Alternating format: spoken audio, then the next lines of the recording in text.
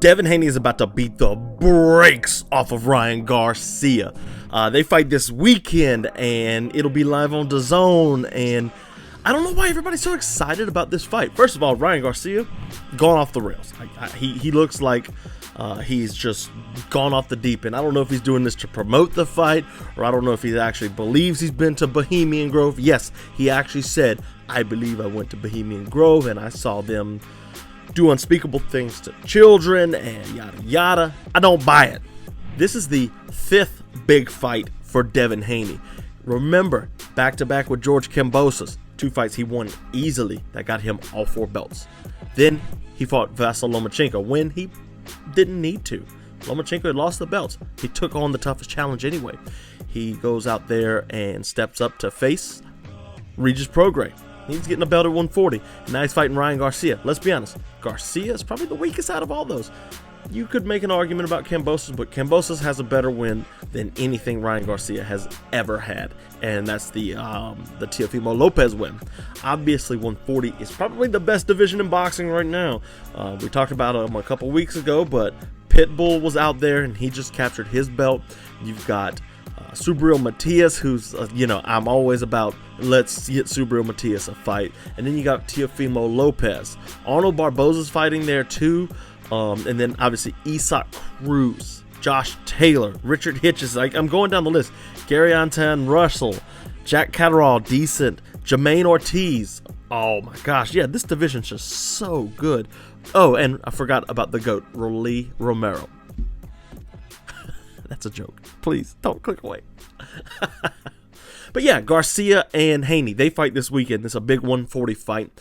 And honestly, with all the shenanigans that Ryan Garcia has put Devin Haney through, asking him where his mom is and all of this, that, and the other, I really hope that Haney gets a knockout. Haney hadn't had a knockout in God knows how long. When's the last time Devin Haney got a knockout decision?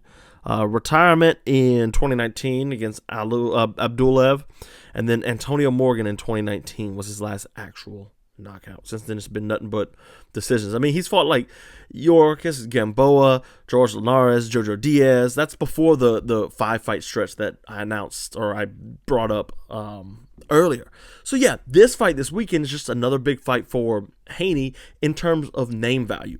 So if he gets out there and he goes on and puts on performance like he did in his last 2 against Regis Prograis, he didn't get the knockout there, but he put on a fantastic performance. No jab and clinch like he always does. Lomachenko, same story. He went out there and he fought hard. He put on a good show. So if he goes out there and fights like that with Ryan Garcia, I can see a situation to where Devin Haney is like the man at 140 now. Teofimo Lopez, who just had a terrible performance, is on the back burner, and he decides, you know what, I'm gonna go beat Teo, and then I'm gonna fight Isaac Cruz and Subriel Matias, or whoever, if they fight, the winner of that.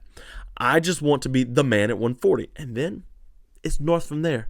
Remember, Devin Haney's super young, and he could put on a lot of weight. I'm talking a lot. The guy's got a big frame.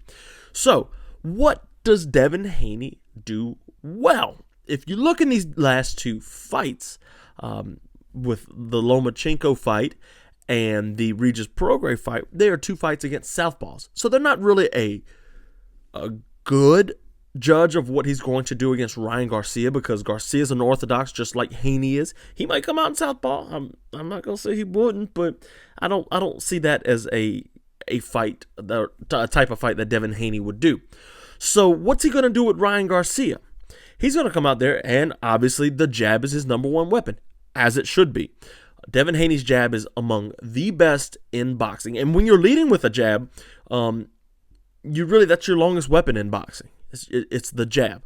And if you can catch somebody as they're coming at somebody fast, like Ryan Garcia, if he's coming in fast, the jab's going to hit hard, especially if you catch him. Garcia doesn't move his head. His chin is high. He's there to be jabbed and crossed up.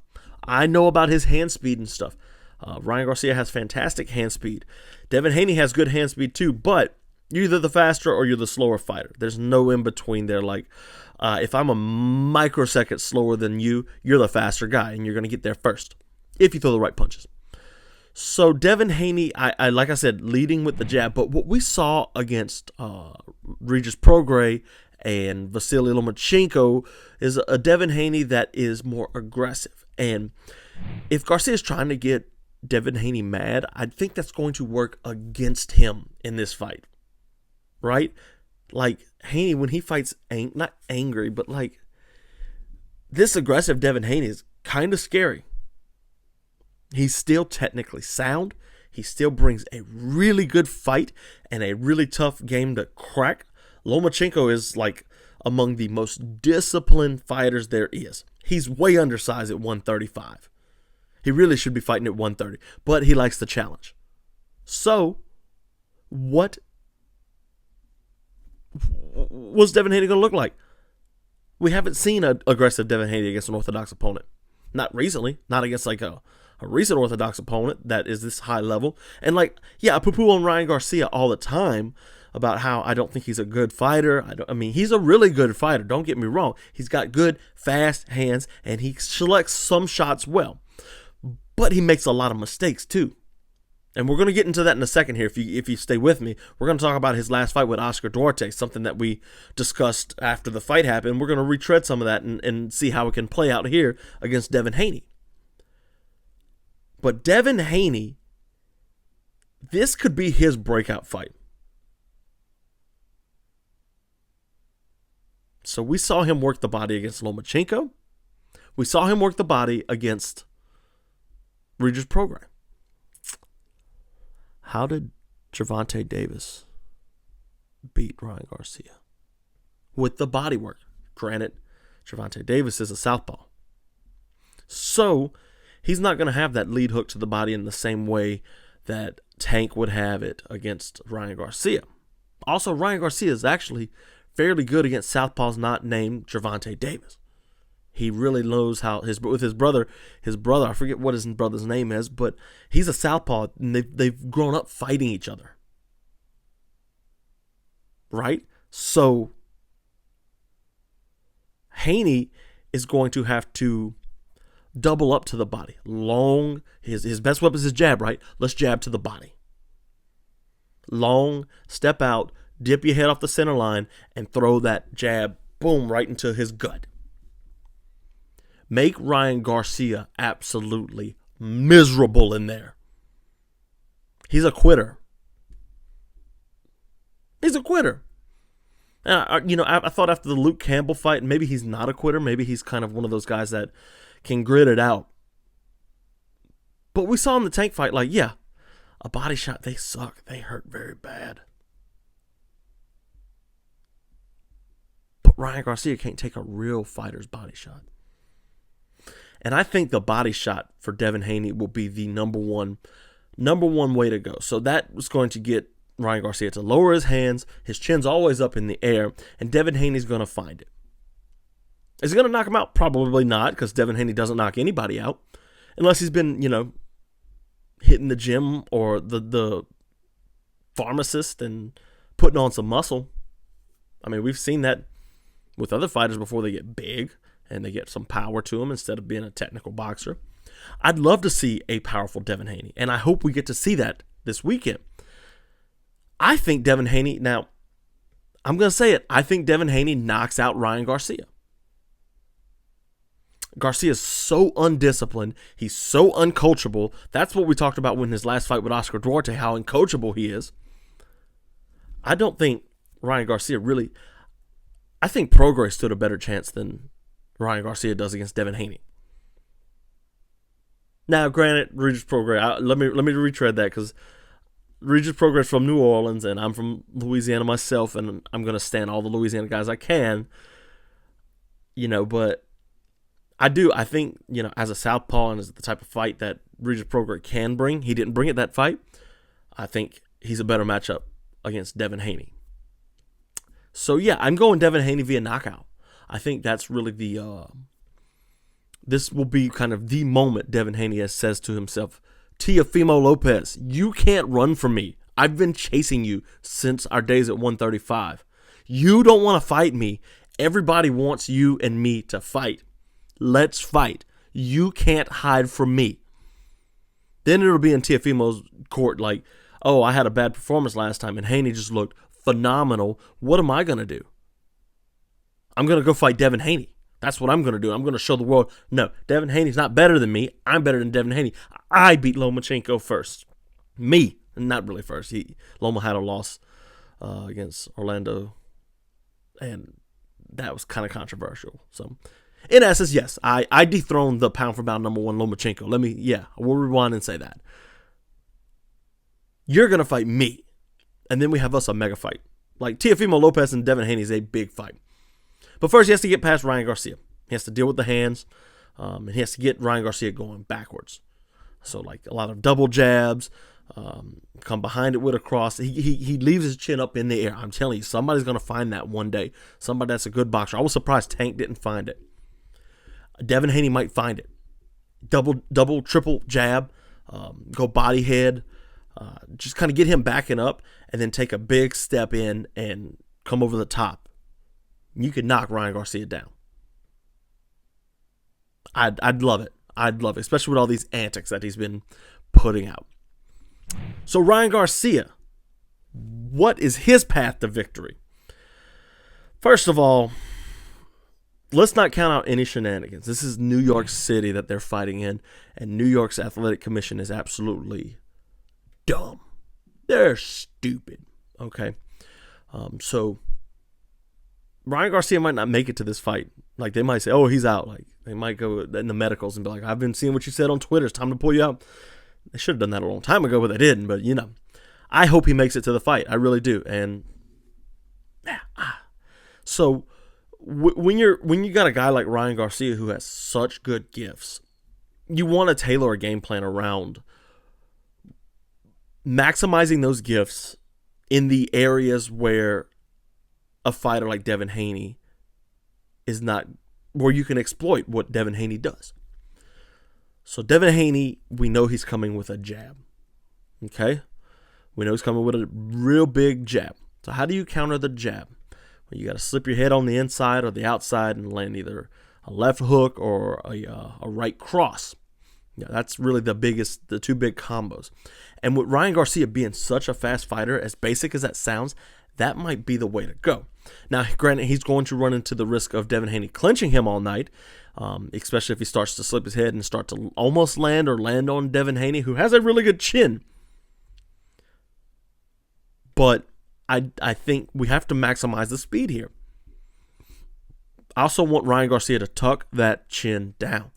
I said it a couple times in the Devin Haney section of this, to where he leaves his chin up high all the time. He does the shoulder roll type thing, and we're going to talk about that with Oscar Duarte in a second here. Get that chin down low, behind your shoulder. Just don't do that. That's how you get knocked out. And a fighter like Devin Haney is going to knock you out. Never mind. Teofimo Lopez, Subriel Matias, Isak Cruz, they'll knock you out. Devin Haney will jab it all night. Again, though, like, Devin Haney, this could be the fight where Devin Haney gets his awesome knockout. And it only takes one. And then you start to, like, work things out in the gym. And next thing you know, like, Devin Haney, who's going on, like, 7 decisions in a row, is now knocking everybody out. Wouldn't that be something, huh? Teofimo Lopez, the 140 decision machine. Devin Haney, the knockout artist at 140. Wow. That would be bonkers.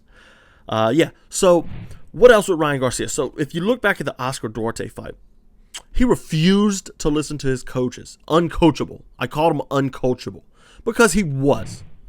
He wasn't listening to what Derrick James was saying. And that's Derrick James in there. One of the best coaches in the boxing world. Why would you? He went there for a reason. Like, he's a very good coach. But what good is a coach if you're not coachable and not coached by them? I could resuscitate Cus D'Amato and have him be my coach. And if I go out there and don't fight like Cus D'Amato coaches me, there's no point in reviving him, and I've just committed witchcraft and black magic, and my soul is damned to all eternity. Necromancy is not very not very accepted. But yeah, that's another thing he has to do. So remember the Oscar Duarte fight to where Ryan Garcia went long stretches just trying to shoulder roll. Like, Oscar Duarte was in that fight. He was bringing Ryan Garcia a very good fight and a very close fight until Garcia put him away. I believe, what was that, the 8th round? I think that was. Let me look it up. Yeah, round 8 till he put Oscar Duarte away.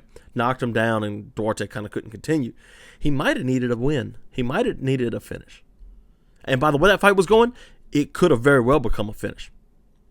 So yeah, Ryan Garcia was doing this poor shoulder roll. Like, he did find like a good uppercut from that shoulder roll. So like with let's see, your left hand forward, you roll behind, that loads up this uppercut right here where you boom, bring it in.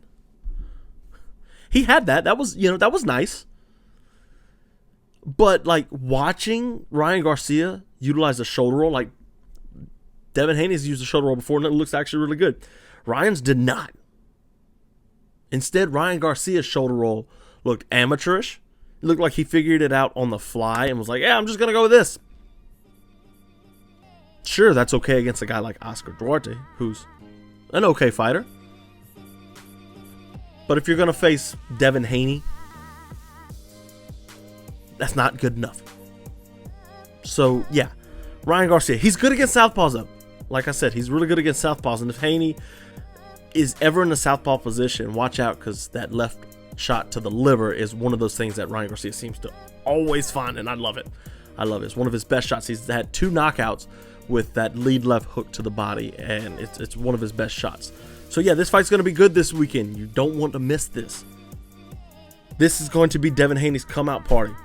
Or will Ryan Garcia find a left hook somehow to the body and put Haney down with a body shot? Wouldn't that be something?